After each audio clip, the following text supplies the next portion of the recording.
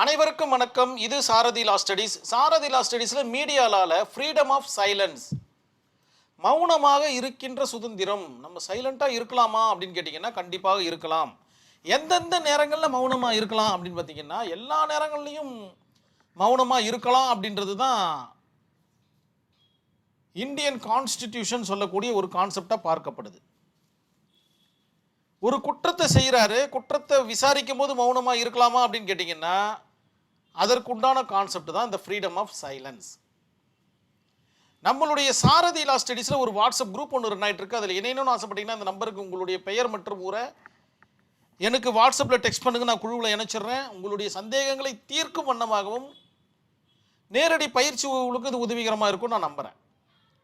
இந்த ஒரு 3 லைனை படிக்கும்போது ஃப்ரீடம் ஆஃப் சைலன்ஸ்னால் என்னன்றது நமக்கு தெரிய வரும். நம்மளுக்கு அது மாதிரியான உரிமைகள் இருக்கா, அது மாதிரியான சுதந்திரம் நமக்கு இருக்கா அப்படின்றது புரிய வரும். கருத்து சுதந்திரம் என்பது பேசுவதற்கான உரிமை ஆகும்.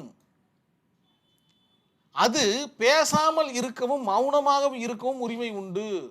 பேசுறதுக்கு நம்மளுக்கு உரிமை கொடுத்தாச்சு, நியாயமான வழியில் என்ன வேணாலும் பேசலாம். அதே நேரத்தில் மௌனமாக இருக்கிற உரிமையும் நம்மளுக்கு இருக்குதுன்னு சொல்ல வர்றது தான் இதனுடைய கான்செப்ட், ஃப்ரீடம் ஆஃப் சைலன்ஸ்.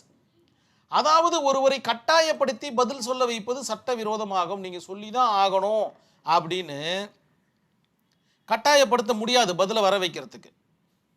அதற்குண்டான அருமையான கேஸ் ஸ்டடி தான் நந்தினி சப்தபதி PL டேனி அப்படின்ற ஒரு கேஸ் ஸ்டடி. அந்த கேஸ் ஸ்டடியோட முழு விவரம் தான் இங்கே இருக்குது.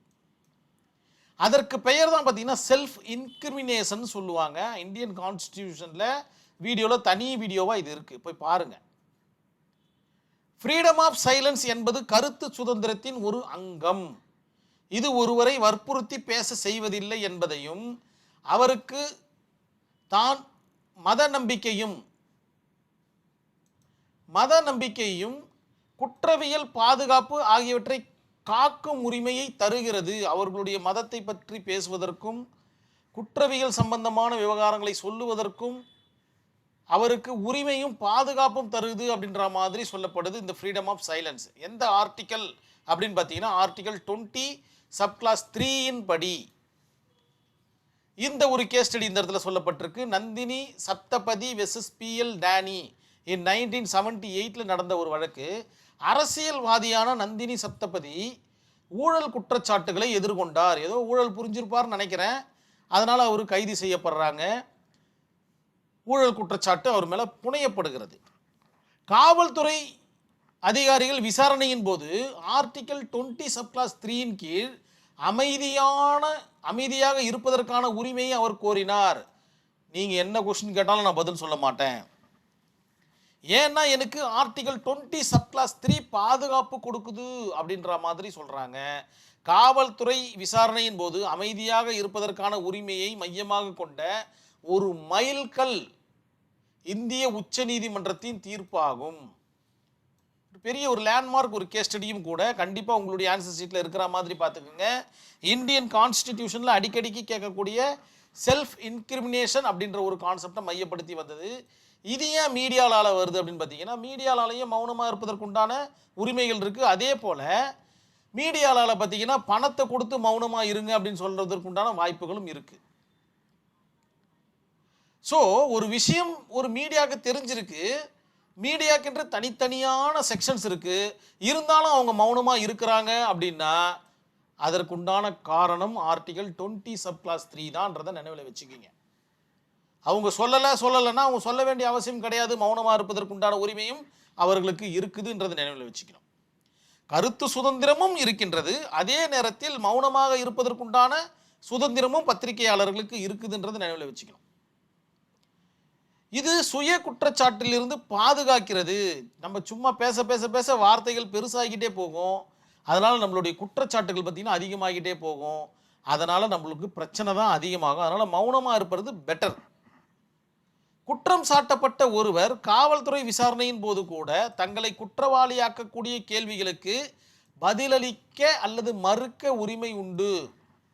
போட்டு அடிப்பாங்க, அதனால தான் நிறைய லாக்அப் டெத்து நடக்குது. அவங்களுடைய வஞ்சத்தெல்லாம் அந்த இடத்துல தீர்த்துப்பாங்க. அவங்க சொன்னால் கூட சரி வாயிலே அடிப்பாங்க.